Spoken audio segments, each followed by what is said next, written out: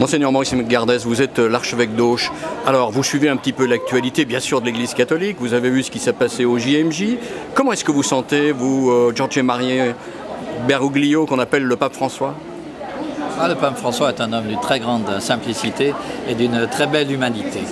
C'est un homme qui est pleinement libre et qui, de par son histoire, a l'habitude non seulement de rencontrer les gens, mais qui vit vraiment dans son cœur et puis dans les relations qu'il peut avoir, la dynamique de l'Évangile et en particulier attention aux plus petits et aux plus pauvres. Alors cet accent social justement qu'il met en permanence, toujours bien sûr ramenant au Christ, mais enfin l'accent social est quand même très prégnant. L'accent social est non seulement très prégnant, mais il a grandi aussi dans ce contexte-là. Et ça, c'est un point qui est un point important à savoir. Vous savez d'ailleurs que pour les Journées mondiales de la jeunesse, il a pris du temps pour aller dans les favelles et puis aller rencontrer les gens, ce qu'il faisait régulièrement lorsqu'il était archevêque. Vous le savez très bien. Il est allé en prison, il est allé voir des toxicos.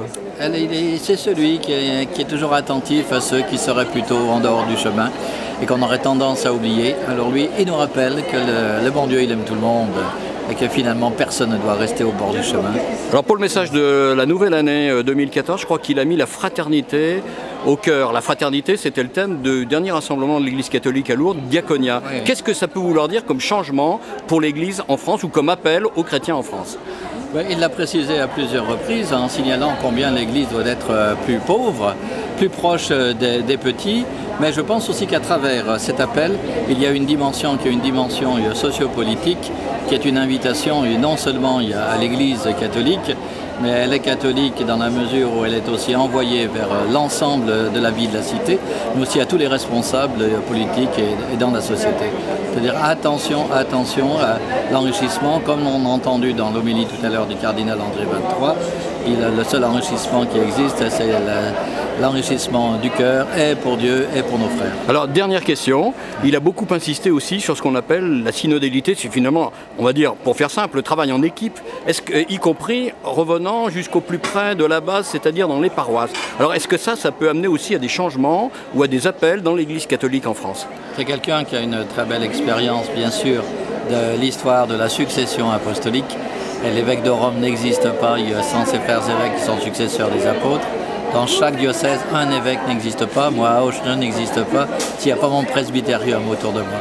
Donc il y a vraiment là des clés de compréhension et de lecture. C'est-à-dire que l'individualisme ne peut pas exister dans l'Église catholique, ou alors elle n'est plus l'Église catholique.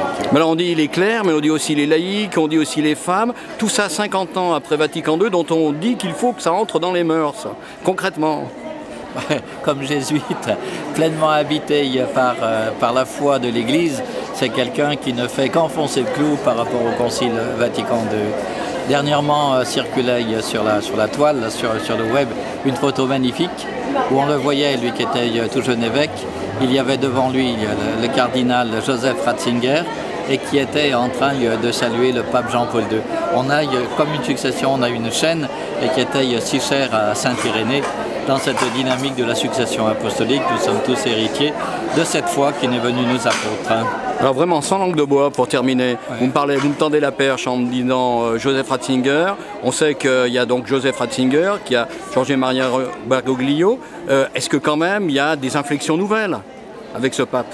C'est-à-dire que ce qui est neuf, c'est que c'est quelqu'un qui n'est plus de l'Europe et qu'on se retrouve avec l'Amérique latine. Donc je pense que fort de ce qu'il connaît, de son expérience et de ce qu'il a rappelé d'ailleurs à plusieurs reprises à propos du Conseil des évêques d'Amérique latine, et tout le travail avec les théologiens, avec le CELAM qui a pu se faire, je pense que c'est quelqu'un qui gardera le cap, devrait être vraiment la priorité du Christ dans cette médiation des petits et des pauvres de notre monde.